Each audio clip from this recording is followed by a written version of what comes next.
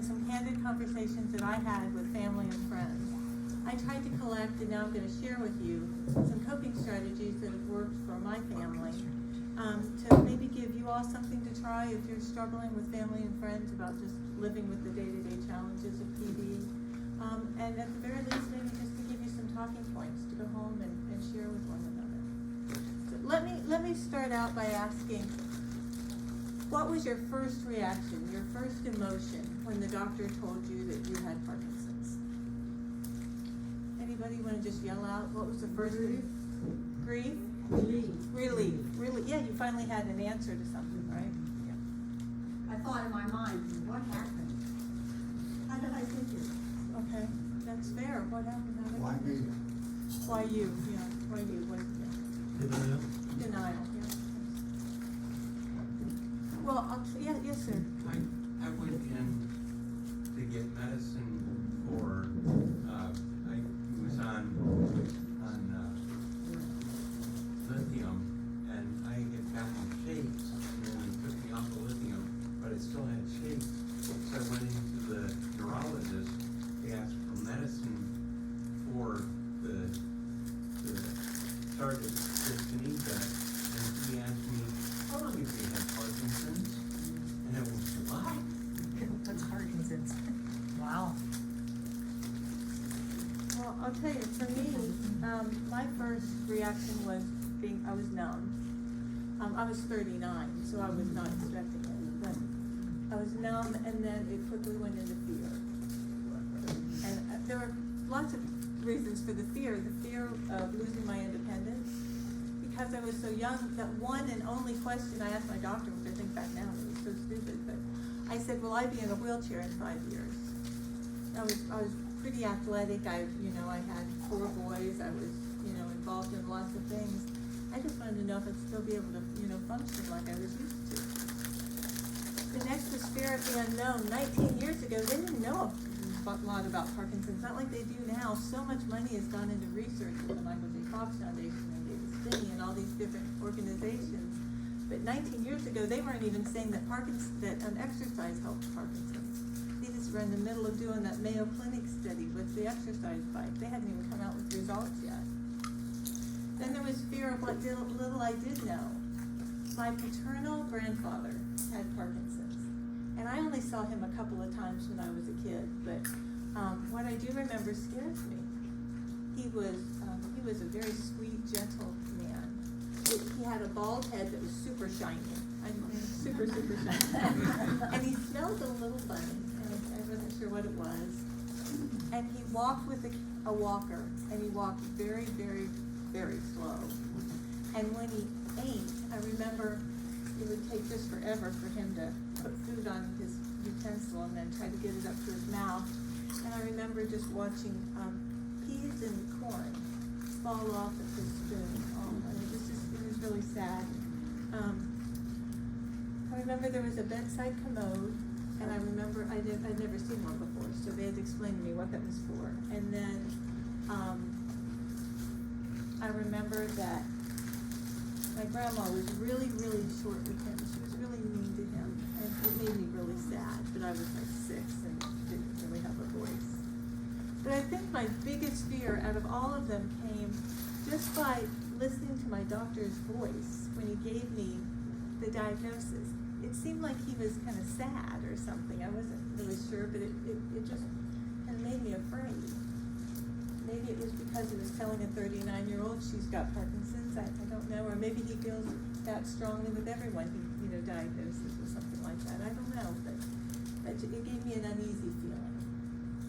So the doctor told me he wanted me to start on a very low dose of a drug called selegiline. That's a pretty mild Parkinson's drug anyway.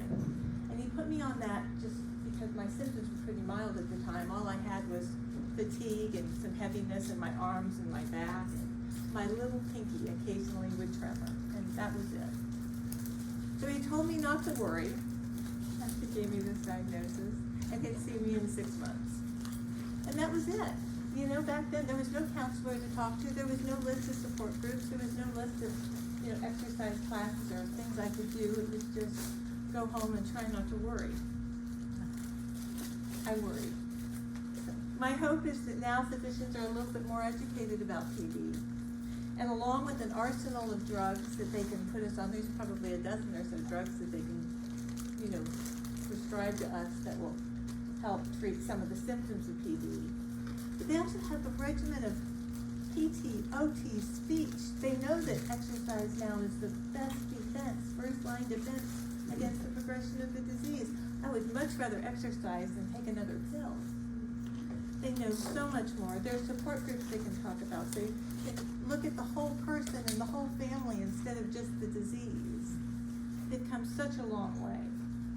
Now, just because we have more resources than we did 19 years ago, unfortunately, some of our docs still have a good bit to learn.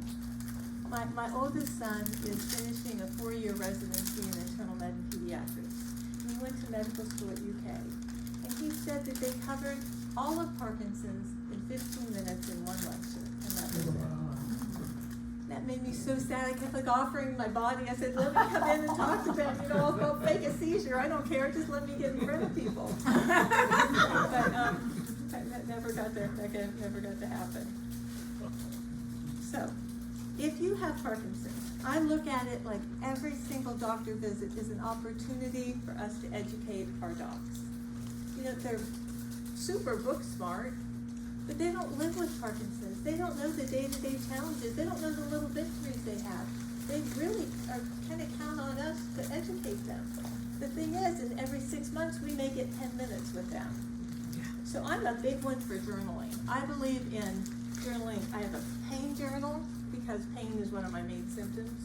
I have a falling journal because falling is definitely in my repertoire. I fell this morning getting dressed. I was so frustrated. I had gone 4 days without a fall. Down on the ground I went. I wasn't paying attention to what I was doing, and that happened. But then I also have a Thanksgiving journal, and I make sure I take that too. So I'm just not a big old downer when I walk in, but I can say, these are the things that I'm truly grateful for this morning. And I usually try to stick him on the list that day just because I have the doctor. So I believe that, let me say, today's program is going to have a little bit of everything from the perspective of me, the person with Parkinson's, the perspective of the care partner, which I hope for care partners you don't mind that I'm going to stand up here and speak for you, and you can add anything in the talk you feels necessary. And I'm going to talk from the perspective of the grandchildren and friends. So I'm going to start out with what I know best, the perspective of someone who's lived it.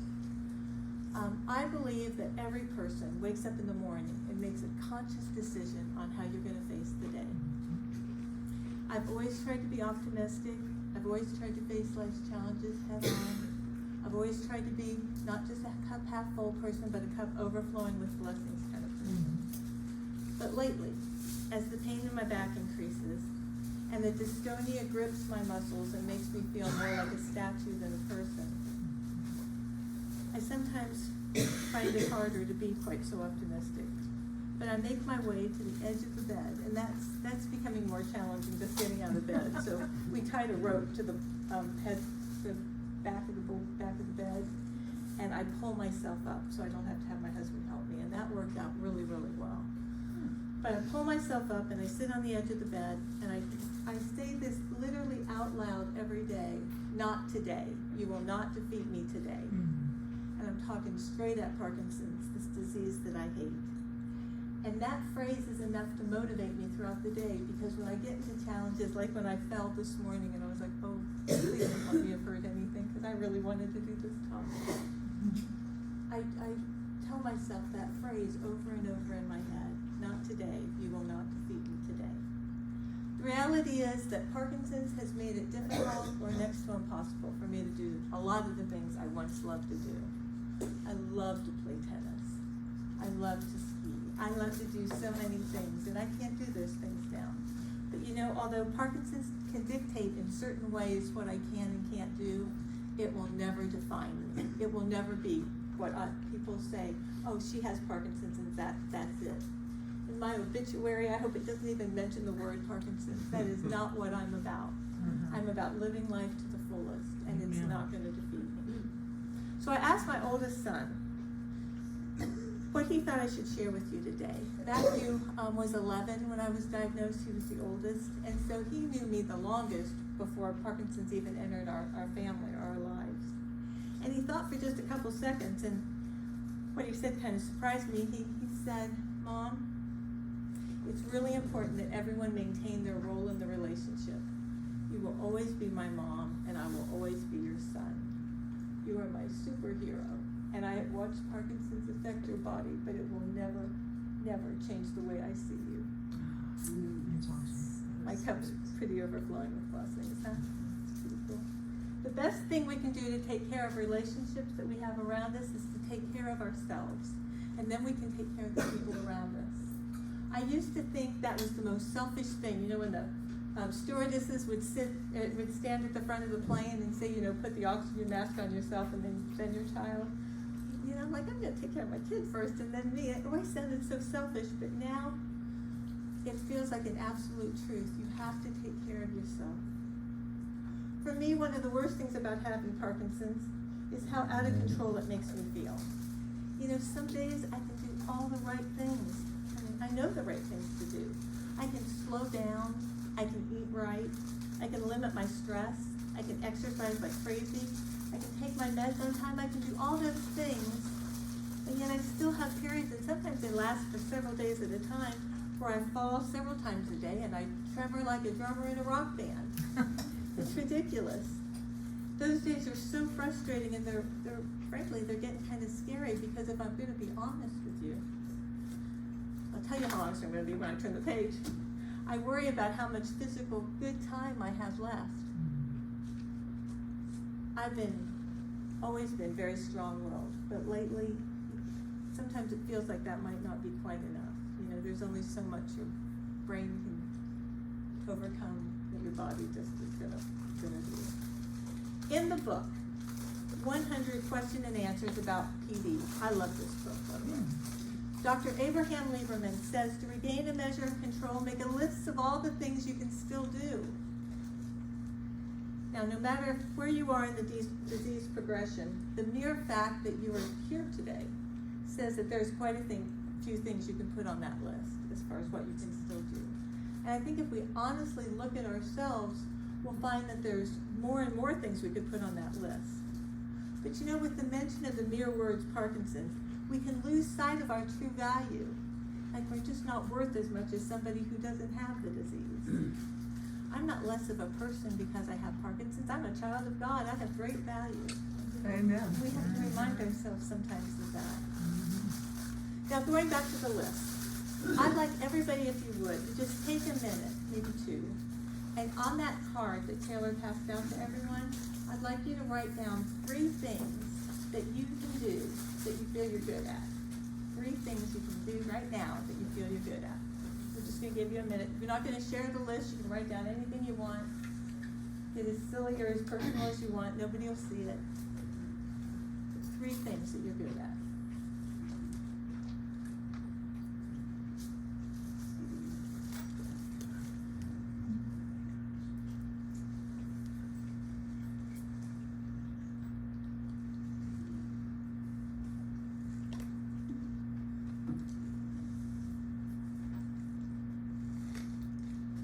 All right, now I'm going to ask you to make one more list, and I want you to write 3 things that you can do to take care of yourself today. 3 things you can do today to take care of yourself. This is especially important for the care partners in the room, but also for people with Parkinson's. So we're so busy taking care of things that surround the disease that sometimes we forget to do things that just take care of our hearts, that just take care of who we are. I'll give you just a couple more minutes, and then I've got a lot of rambling left to do.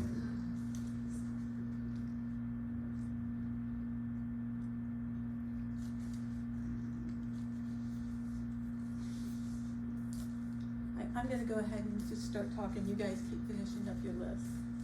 Both of my lists look very different than if I had written them 10 years ago. But my symptoms have progressed quite a bit, especially in the past 2.5 years. I've needed to adjust my expectations of myself. it isn't fair to judge yourself by standards that you held 5-10 years ago. It's important that we set goals for ourselves that are attainable, but challenging enough that we feel good when we've achieved them. So literally, every night before I go to bed, I make a list of things to do the next day. And then sometimes my list gets so long, I have to put it on my list of things to do this next week. I like lists. I do too. I do too. I like them a lot, don't you? I'm a I list mean, they're just person. wonderful. They help give you a sense of control over your world. I especially like crossing things off my list because Yes. they give me a sense of self-worth and purpose. It feels good.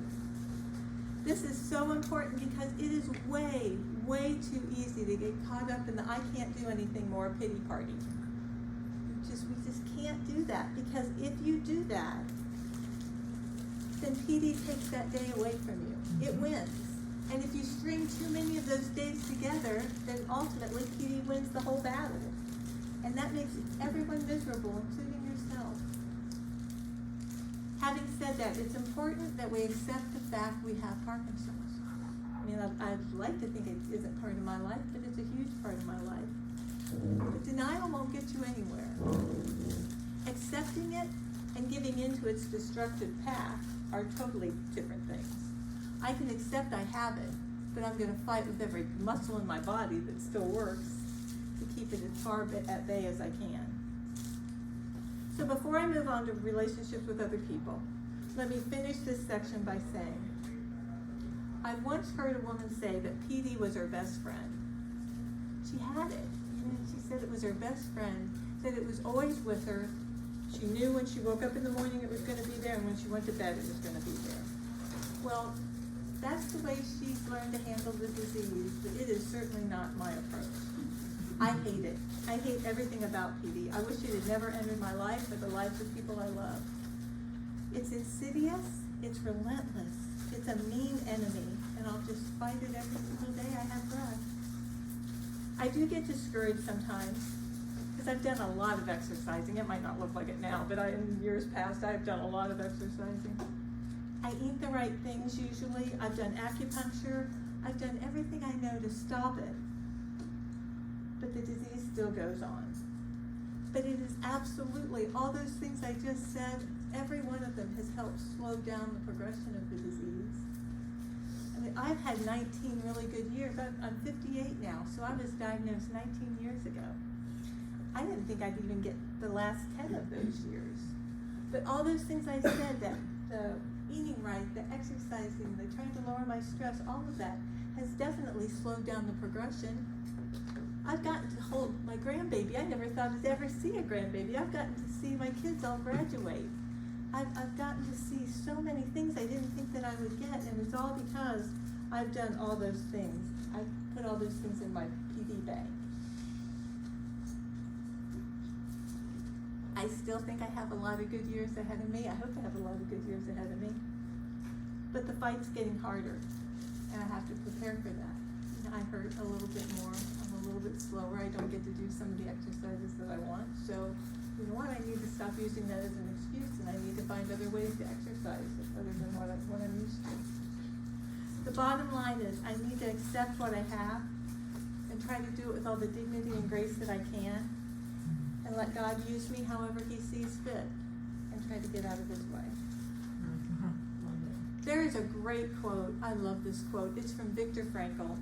Viktor Frankl was a physician, an author, and a Holocaust survivor. The quote goes like this: "We who lived in concentration camps remember the men who walked through the huts, comforting others and giving away their last piece of bread. They may have been few in number, but they offer sufficient proof that everything can be taken from a man, everything but one thing, the last of the human freedoms, to choose one's attitude in any given situation, to choose one's own way." What a great quote. If prisoners in a concentration camp can do that, how can my circumstance be an excuse to give up? We have Parkinson's, you know, there's a lot of other things we could have. The doctor initially told me I could have MS, PD, or a brain tumor. Well, that made PD not sound so bad. All right, so I'm gonna switch gears now. So I've talked about the perspective of the person with Parkinson's. Is there anything anybody wants to add before I move on to the care partner? Okay, good. So, although I've never cared for someone with Parkinson's, my mom had Alzheimer's, and I was her primary caregiver for about 10 years. Progressive neurological diseases of any type just suck, don't they? I mean, Alzheimer's is a nasty one. And I remember every time I would go in, I'd see her and I'd see one more thing was slipping away. It felt so vivid. It felt like, I was getting stabbed just right along with her. But the thing is, at the end of the day, when I would close her bedroom door, I could leave, and I was me, I was still walking and functioning fine. But my mom was in that bedroom, and she was stuck with that Alzheimer's riddled body and Alzheimer's riddled mind. And that was really hard, for a daughter to go through. So, again, I've never been a care partner for someone with Parkinson's, but I feel because of that, I know a little bit about how that feels. Living with the knowledge of just how greatly PD will affect your relationship with your family and friends is one of the hardest parts of having PD. You just can't go down the rabbit hole of guilt and blame. I mean, that's not going to get you anywhere. That doesn't make all the days easier, but you just can't allow yourself to say the what ifs, because we just don't know. You didn't do anything wrong to get PD. It just happened to your family. It's in the plan, but we don't always know all the ins and outs of the plan. I'd like to read you something that my husband wrote a couple weeks ago. My husband's name is Kevin. We've been married 34 years. He's my best friend. And I asked him what he thought I should share with you from the perspective of a care partner. And this is what he wrote. I'm just gonna read it straight up. Fighting Parkinson's disease together. As a supporter of someone with Parkinson's, you are in the long battle for a despicable enemy with no respite. PD starts off in the background, then becomes more brazen and evident in every way. The fight becomes very personal and very hard, and it hurts. The person with PD, your loved one, like mine, may be on an arsenal of pain medications just to function, and they still hurt. The PD medications themselves present side effects that must be managed and dealt with by your partner, who must remain aware of the changes as PD progresses and fight even more to keep functioning. And the stress of the management is something that adds to the PD progression, and it's not fair. So your role as supporter is just that. You must support the person you love who has Parkinson's. So how do you do that? How do you help the person you would do anything for? The following are in a random order from my heart, my head, and my gut. When your partner has angry or hurt moments, let them. And above all, do not take their anger personally. Your partner with PD is fighting every day just to be here, and they have not quit. And if you want them to still be here tomorrow, then you can't quit. This means you must stay the course, do all the things that need done, best you can, and never give in to depression. When you feel like you can't function from the pain of dealing with your partner's PD, talk with someone who can help you to be strong for your partner. God is a great listener. Others who are coping with PD in their partners can be helpful. People in a support group can be wonderful, but try to keep everything positive if you can. Open and honest communication is essential for fighting back, even when that level of honesty hurts. Learn what you can about PD so you can stand ready to deal with PD and fight back along with your partner. And never stop loving your partner. It's the best thing you both can do and the best part of fighting PD. To be honest, that wasn't at all what I expected him to write.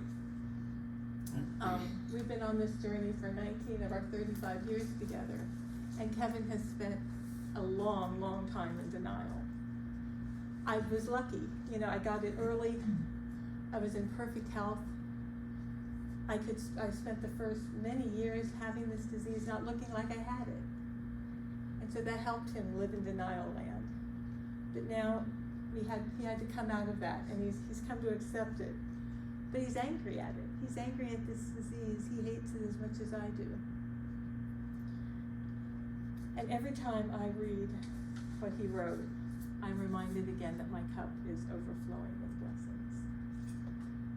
Helping and encouraging your spouse to fight PD is very important, but so is accepting the fact that your life together isn't going to be what you planned. It isn't what any of us planned for the retirement years of our lives.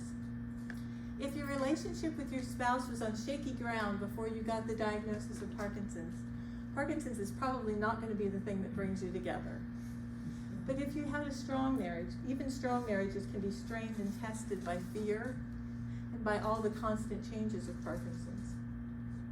But if you talk with one another often and about everything, then it can make great or good marriages great marriages. You'll learn to lean on one another in ways neither of you ever could have imagined. As a care partner, you may feel totally unprepared for this new phase in your relationship. None of us plan to spend retirement fighting PD.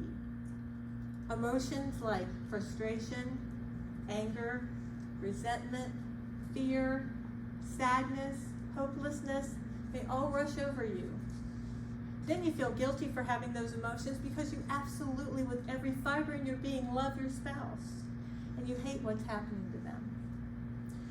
You hate what's happening to the relationship you've always known.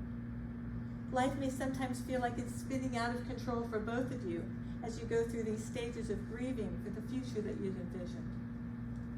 But during those times of uncontrollable moments, Dr. Lieberman suggests focusing on the parts of your life that you can control.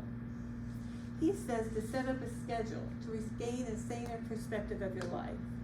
Try to be flexible and allow plenty of time for each activity, and encourage your spouse to fulfill those activities to the fullest. You probably have noticed a shifting in some of the household responsibilities, whether that's paying bills, setting up a calendar, vacuuming, working outside, all of it. In our house, I always came home from work, I made dinner, and I cleaned up everything. My guys got it off pretty easy. But now, even though I don't go to a job anymore, my husband still calls every night on his way home and says, "Do you want me to pick something up for dinner?" Now, I very rarely say yes, but it is so nice to be asked. And then after dinner, I never do the dishes anymore. It's so nice. My husband always offers to pick up the dishes and put them in the dishwasher, or we have one of our sons that live with us, and he does that for me. At the end of the day, my energy levels are pretty low. I try to, pack as much into my days as I possibly can, but by 6, 7, 8 o'clock, I'm getting pretty spent. And unfortunately, my husband is 10 years older than me, and so his energy level is pretty low too. He works 12, 14-hour days. We own a train store here in Louisville. And he's tired, but he still makes the effort to clean up after us, which is just so nice. For the person with Parkinson's, it's hard always being the one to ask for help or having to accept the help. Especially when we know that our spouse is feeling so overwhelmed. It's hard. Having said that, the toll of one added responsibility after another to the care partner's already full plate may seem as if you, the care partner, are being pushed past your ability to cope. Every talk that's worth a damn on being a care partner should focus heavily on taking care of you, what you can do to take care of yourself. And this can only happen if you do some of the basics. Eat a balanced diet. Get some rest. Get lots of exercise. Exercise is what's going to help you be strong for the physical and emotional challenges that sooner or later are going to face both of you. You also need to take care of yourself emotionally. You need to find ways and places to channel some of those emotions and feelings that you have into some constructive venues. One of the best things you can do for yourself is to join a support group. Here in Louisville, you're fortunate to have several support groups. These groups are a wonderful, safe place for you just to share. And the idea needs to be in these groups, what happens in the support group stays in the support group, just like you were going to Vegas. I've always been a firm believer that knowledge is power, and learning fundamentals is really, really important. Parkinson's bodies are in a constant state of change. And if we're aware of that and we understand what may lie ahead, the next challenges you face, whether they're vision or swallowing or cognitive or whatever they be, and there's a lot of them, it won't come as a surprise to either of you if you educate yourself ahead of time. The surprises are what's tough. A few years ago, I learned that if you have Parkinson's, you tend to only blink about halfway. And if you blink only halfway, you dry out your eyes. A normal blink will moisten your eyes, but Parkinson's, we only do it about halfway. I thought I was going blind.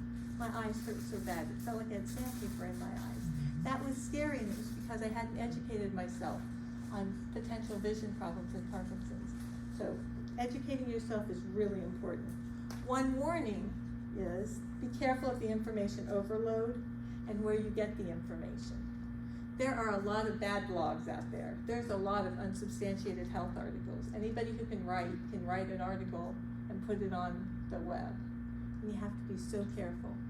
The 3 go-to sites I start with whenever I get one information or trying to put together a program: the Parkinson's Foundation, the Michael J. Fox Foundation, and the Davis Finney Foundation. All just wonderful sites for information. The other thing is be mindful of just how much information you start putting in your brain. It can be so easy just to, sit down every night and just read about this thing with Parkinson's, that thing with Parkinson's. And you know what? If you get too much information, you get information overload and you feel overwhelmed. And you can just feel helpless because it can just sound so bad. But then, I look around this room and it's wonderful. There's energy and there's so much fight in this room. It's really, really nice. Understanding what symptoms might be ahead for you is just another place where open and honest communication is important between you and your family members. I'll give you a personal example of this, and I frequently hear from people with Parkinson's that they're experiencing hallucinations, and they tell me this in private, like after my talks. They're like, "What should I do? I'm really frightened."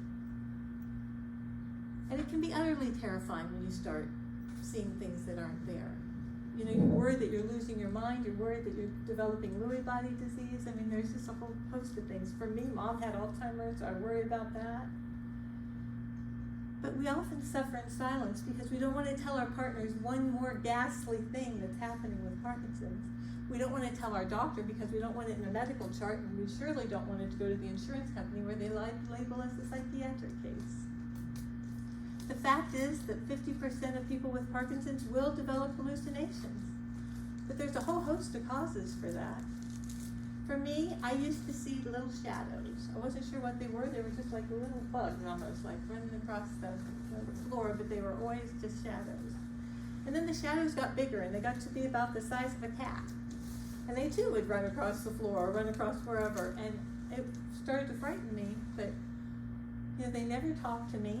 They were never in color. They were never in 3D or like Alice in Wonderland. But it was very, very frightening. So I realized I had to do something. I had to figure out what the heck was causing these hallucinations. Was it a lifestyle change? Was it a medication? Or was this just the next leg in my journey with Parkinson's? I didn't know. So I sat down and I started dissecting my life for those last 30 days or so. And I realized that when I increased my dose of Cinemet, the carbidopa-levodopa, the drug that probably most of us are on that keeps us going with Parkinson's, as I increased my dose, I started to have more and more side effects. I started to get dyskinesias, those wild, dance-like movements that Michael J. Fox had when he first kind of came out and said he had Parkinson's. If you remember, I just wanted to hug him because his limbs were just kind of flying everywhere. I was getting those. And then my Cinemet had to increase when my lack of exercise started to increase. When I was exercising, I was playing pickleball 4 times a week. That's where I met Don. I was doing boxing. I was doing yoga twice a week. I was exercising like a fiend. And my amount of carbidopa-levodopa that I took was very low. But then COVID came around, and I stopped exercising. like many of you, everything was closed. We couldn't box because the boxing places were closed. We couldn't play pickleball. We couldn't do anything. And so as I exercised less, the amount of dopamine I took, or carbidopa levodopa I took, increased. And I realized that that was what was causing my hallucinations. So when I started taking less of the Cinemat, which I did without really increasing my exercise too much, I wasn't quite as comfortable, but the hallucinations went away. And then I started exercising and I started to become more and more comfortable. But thank God the hallucinations went away. So even though the hallucinations haven't come back in the past year, I still decided I needed to tell my family that they happened. I felt like I was kind of keeping a secret. It felt like I was kind of lying to them. So I tried to find the best time to tell everybody that Mom was having these hallucinations. And I decided one evening, we're not all together very often, we live in different cities, but we were together for a holiday and we were down in our basement playing ping pong. So that seemed like a great time to tell everybody. So I just kind of hollered out when I was watching two of them play and it was getting a little tense. I said, hey, is that Jax that just went across the floor? That was our cat. Did Jax just go across the floor or was that one of my hallucinations? And one of my sons, Benjamin, said, yeah, right, Mom. And I said, no, honestly, is Jax in the room or did I just imagine seeing that? And that opened the door for me to talk to them a little bit about the hallucinations and the fact that the decreasing the amount of medication I took made it help them go away. And as they do with all my Parkinson's symptoms, my family took this in stride and they gauged their level of concern they should have by my lack of concern. My family had no idea that hallucinations could be part of Parkinson's, but I wanted to keep the honest lines of communication open between both of us, even about the scary stuff. So besides keeping a schedule and learning what you can do about PD, it's also important that care partners do one thing that's the most important. It's just for you. Do something that's just for you. This doesn't make you selfish, it makes you human. From the minute you wake up in the morning to the minute you lay your head down at night, you probably are thinking about your spouse. What your spouse needs, what you can do for your spouse, how can you help your spouse be happy, how can you make your spouse be fulfilled, how can you help your spouse fight this awful disease.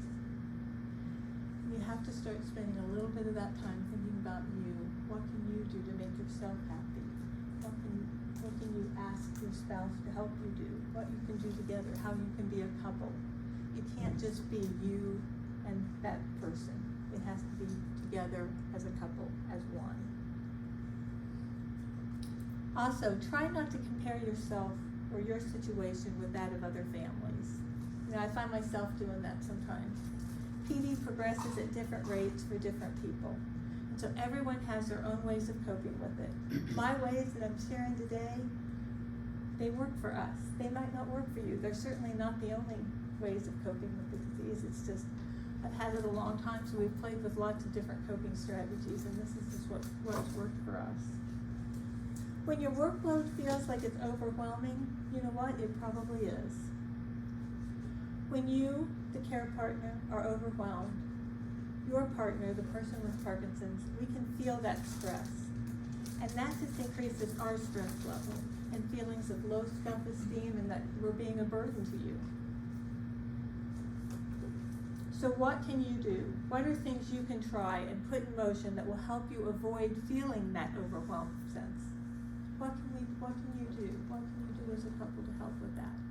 Well, I like the term rally the troops. We've got 4 boys and I'm getting some daughter-in-laws now and our family's expanding and I'm like, okay, we've got a little army here. So what can we do? Rally the troops. Ask your family members to do things like grocery shopping, help going to doctor visits. Ask friends if somebody says, what can we do for you this week? If somebody from church calls, say, have somebody bring a meal. I'd just like not to have to cook one night. Let them come and do gardening, do yard work. If you have the money, hire someone to come in once every couple of weeks and just do some light housekeeping so you can spend precious time together and not vacuuming. Plan fun things to look forward to. Plan date nights. Don't let Parkinson's take your joy. For God's sakes, don't let Parkinson's take your joy. Plan visits to go see grandkids. Plan that vacation always wanted to take but never thought you could. And now you have time to take it. You know, I'm always shocked when I travel and I just see how nice people are to me. I mean, stewardesses, people on the airlines, people, you know, outside the airport, people at the hotels. If they see a lot of times that you have some difficulty walking or maneuvering, they're right there to help. You can do you can go so many more places and do so many more things than you think you can. I have a friend whose spouse desperately wants to go on a trip out to Seattle to see some family. And they don't want to, they are afraid to go because they're afraid of the bathroom situation. What if I have to go to the bathroom on the plane and I can't get to one? Well, you know what? Ahead of time you tell the stewardess that you've got a situation and if they could please maybe help you, alert you when the bathroom is free so you can go there. Or you know what? There's 1,000 different kinds of incontinence products on the market. They're there for a reason. You know, don't let something as simple as incontinence keep you from going on that trip you always wanted to take. We can always find excuses or let things get in the way, but man, if you plan to go to something like that, go on something like that, do it. It will bring such joy to your life. Such joy. I need to have things to look forward to. I worked so hard all my life, and my husband's worked very hard. And we planned little things. We planned just little weekends away. And a lot of times that involves going to see a grandchild. And I just found out I'm going to be a grandma for the second time in November. So it's just one more joy to our bucket. One thing you might find helpful, and I do not say this lightly because I am a type A control freak, big time. But lower your expectations just a little. If you or your partner is a control freak or has especially high housekeeping or appearance standards, then you are on a collision course with the realities of PD. So lower the standards a little bit. Invite that friend over who you haven't seen for a while, even if you have laundry that needs to be folded or a few dishes in the sink. Enjoy more and worry less. Now, my husband said I was going to choke when I said that, and I didn't. I'm so proud of myself. That's something I have to work on every single day, but enjoy more and worry less. One last thing regarding the care partner relationship. I know that it's really tempting as a care partner to want to do so much for your spouse. You don't want to see us struggle. You don't want us to get hurt while we're trying to do something that you could easily do for us in half the time. But it's easy to smother, and it takes away from your partner's ability to do things ourselves. People with Parkinson's have to maintain a level of independence for as long as we can. It gives us purpose. It gives us a reason to get up in the morning. I'm not saying, go out and mow a 5-acre yard with a hand mower, but I am saying those little day-to-day victories. Just don't do everything for us. Let us finish our sentences. We may be slow, but we'll get it out. Let us do that task that we have on our list, and let us be the one that checks it off, and not you. My son Joshua, who's our second son, when I asked him what I should share with the group, he said to share how important it is that everyone be independent. It's one of the best things a family member can do. Don't do everything for your person with Parkinson's. Now I'd like to take a turn and talk about some other relationships with our grown children, our grandchildren, and our friends. I've been blessed to have 4 wonderful sons. I was told when we got married I wouldn't be able to have children. And then 4.5 years into the relationship, I had a terrible case of the flu and found out it was Matthew. His name means gift from God, and that's why we named him that. And then once we learned how to do it, it was just easy to have 3 more. So when I was diagnosed, my kids were 1, 4, 6, and 11. Wow. Now they're 20, 23, 25, and 30. Since they grew up watching PD slowly take over my body, I think it's made them better people. I know it's made them more empathetic, more caring, more accepting of other people. I've seen the stares of strangers as I sat in one of their musical events and just shook like I couldn't stop. I've fallen at events before, at their schools. I've needed a lot of help to get up and down those outdoor bleachers. And when I asked them what they remember about those days, it was none of that, to my very glad surprise. It was that I yelled in support of each of them and every one of their teammates at every game, no matter whether they were losing or winning. My oldest son remembers one soccer game when we were up in northern Ohio, and it was snowing like crazy, and for some reason they decided to go ahead and have the game. You couldn't even see the lines on the field. And I was the only parent that had my little stadium chair out on the center line, and with a coat on and this ridiculous umbrella-like thing over my head. And I was the only parent out there cheering. And to this day, my son remembers that. And it was, 16 years ago, 15, 16 years ago. So that's a cool memory that he still remembers, and I definitely will never forget it. So. One of my funniest recollections came 3 summers ago when we took a family vacation to South Carolina. It was on the ocean. I'm a horrible swimmer. I was always afraid of the water, and now with Parkinson's, I can't get my arms and legs to work together, so I can't swim worth a lick. But my boys and my husband are all fish. They love the water. They love to be in the water, so I planned vacations around the water. They were out in the ocean, and they really, really wanted me to come out with them. So what did I do? I had one of my sons come in, and we went out into the ocean. That was like trying to teach someone how to ride a bicycle on 71 during rush hour. It was not a good plan. There was nothing smart about it whatsoever, but out I went. So Benjamin, my third son, he came back onto the shoreline, and he took me into the water, and he was holding on to me with a death grip. And we walked out into the ocean until I couldn't feel the ocean's floor beneath my feet.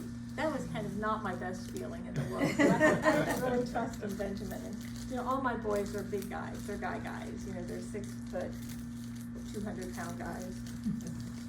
And so the waves started just pounding on us harder and harder, and I started laughing hysterically. I don't know if I was just out of fear or losing my mind or what, but it was just, everything struck me as so funny. And when we were out in the water, I felt this myriad of emotions. I was so happy because I was honestly having fun with my guys. I was proud of myself for doing something that was way, way out of my comfort zone. I felt such love for my guys because they wanted me to be out there. As ridiculous as I looked, they wanted me to be out there with them. And even though I was in a situation that could have totally gone bad very, very quickly and was completely out of my control, I felt safe. I could feel the stares of people on the beach, and I didn't care. I was having fun with my guys. I was having fun with my family. When I had my fill for the moment, Benjamin took me in a little bit so I could feel the sand under my feet. And I told him to go on and play with his brothers. And I started walking back to the shore. Well, the waves started coming a little harder, and so Joshua came over right away and grabbed me by the waist and started walking me to the shoreline. A really big wave hit, and down I went super hard onto Joshua. With all my weight, I fell, and somehow Joshua managed to keep my head from going under the water, which to this day I still thank him. And I fell down with all my body weight onto his and pushed his back into the shore that was full of shell pieces. So for the next probably 10 minutes, the brothers all came in, and we all just sat there plucking pieces of shell out of Joshua's back. Oh my goodness. It was like pulling porcupine needles out of the nose of an inquisitive dog, is all I could liken it to. We were just picking. Now that might sound dreadful to you, but it was absolutely hysterical. It was one of the funniest memories we have as a family, of just sitting on the beach pulling out shells from Joshua's back. And trust me, laughter is the best medicine. It's just the best medicine. When I asked my youngest son, Aaron, if there was anything he thought I should share with the group, he said that what he had to share was directed more toward me, but it would be applicable for anybody. He said that even though I fall a lot, he and his brothers have never seen me as weak or frail. And they don't worry about me. They know if I go out, that I know I can handle myself that day. That may seem a little naive, but it made me smile when he said it. I think most of us want our kids to see us as strong, even in bodies that are deteriorating. We want them to see us as strong physically, and we want them to see us strong emotionally. It might not be the right approach for everybody, but I am proud to say that my boys have never ever seen me give up. They have seen me say, I'm tired, so many times. They have seen me fall literally hundreds of times, but they have never ever seen me quit being in the fight. Having said all that, you know, we do have struggles like every family. When I asked my third son, Benjamin, the one that took me into the water, when I asked him what I should share with the group, he said that everyone has to have patience. And then he reiterated lots of patience. He gets so frustrated with me when I don't ask for help. He gets so frustrated with me when he's home in the evening and I fall and doing something he could have done for me. We talk a lot, he and I, about the need for me to be as independent for as long as I can be independent. But you know, he's my kid and he worries about me and he wants to do as much as he can for me. Another ongoing struggle for my family is my husband. My husband is deaf in one ear and has only 80% hearing in the other ear, so he wears a hearing aid. Problem with the hearing aid is he can hear every pitch except the high pitches, and apparently my voice falls into that. And he works 12-hour days, so he leaves at 9 in the morning and he gets back at 9 at night, and by 9 o'clock I'm pretty darn tired. What happens to Parkinson's voices when we get tired? They get softer. Yes, it's not a good thing. It's just not a good thing. You know, he's asking me to repeat everything over and over and over again, and all I said was, I love you, so by the time I say it for the fourth time, I'm screaming at him, I love you, in a not very nice tone, and it loses some of the good look with it. Now, when talking to my grandchildren, I plan to use this book. I discovered it a few years ago. It's a wonderful children's book, and it was written by Muhammad Ali's daughter, Rashida. And the book is entitled, I'll Hold Your Hand So You Won't Fall, A Child's Guide to Parkinson's. I purchased this copy just a few days ago. If anybody wants to look through it, I highly, highly recommend it. I think the kids are much smarter than we give them credit for. I used to be the children's pastor at Christ Church in United Methodist. It's the largest Methodist church in Kentucky. And I did that for 7 years, and I loved it, and I love working with kids. And they're just so smart. And now, unfortunately, they can find answers to all of their questions on the internet in about 2 seconds. So I think we need to be open and honest with them as early in their little lives as we can be about Parkinson's disease. They need to know that we love them. They need to know that things aren't going to change overnight. They need to know that Parkinson's is not contagious. They can hug us. They can drink out of the same cup as us.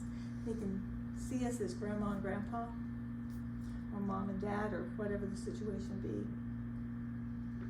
We need to give them ways that they can help us fight the disease, that will help them understand it more, help give them a sense of hope instead of fear.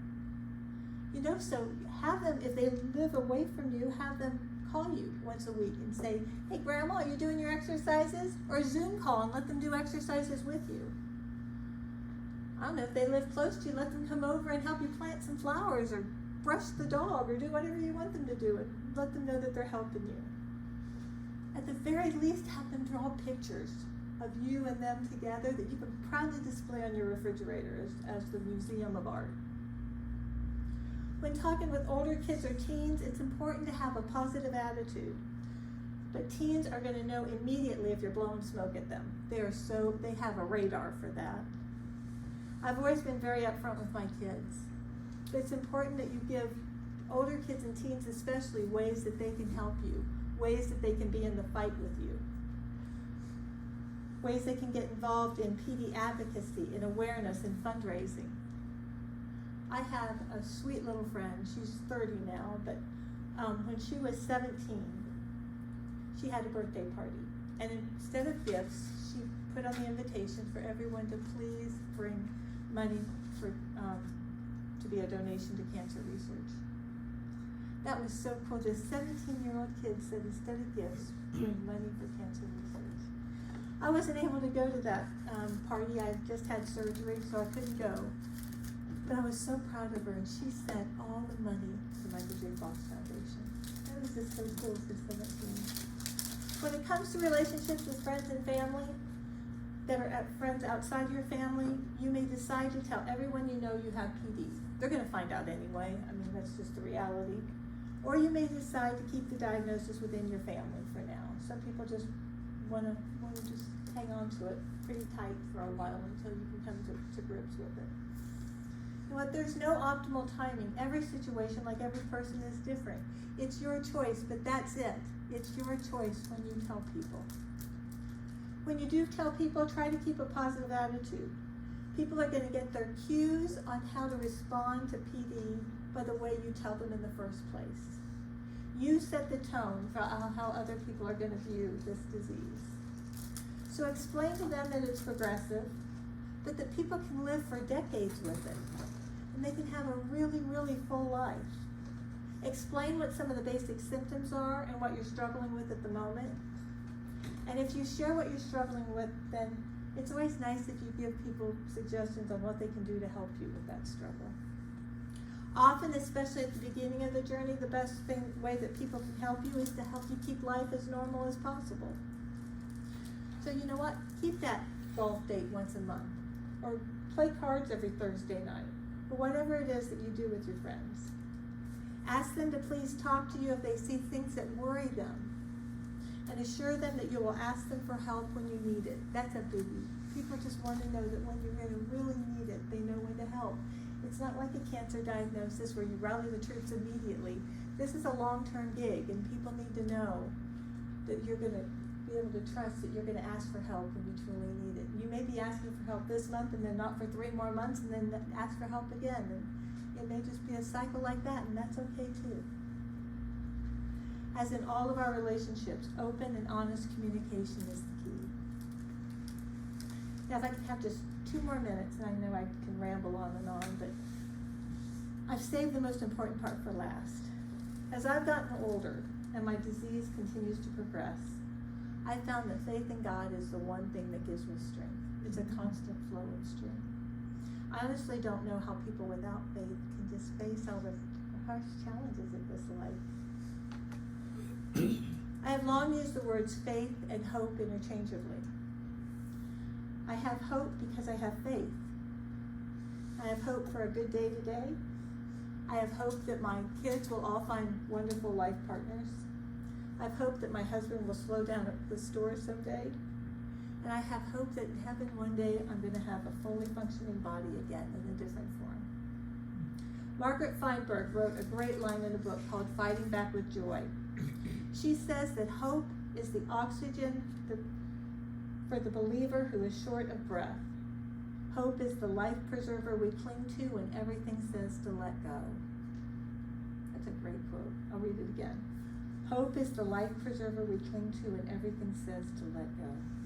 Hope is the oxygen for the believer who is short of breath. I love that. Even if you've never put much stock in God, it's never too late. You'll be amazed at how far He can take you. I want to thank you so much for allowing me to come and talk. It's so nice to be able to talk in the city that I live. This has been great. I want to thank Eric for the really kind words he said. I was not expecting that. It was probably one of the best things I did while I was at the Parkinson's group. And he has a wonderful heart. I'm so glad he's leading this group. Thank you, Taylor, for inviting me to speak. If anybody has any questions, I'll take them, and if you want to talk privately, I'll just hang around up front here for a while. Yes, ma'am. Book titles that you referenced. Oh, yes, ma'am. It's 100 Questions and Answers about Parkinson's Disease by Abraham Lieberman.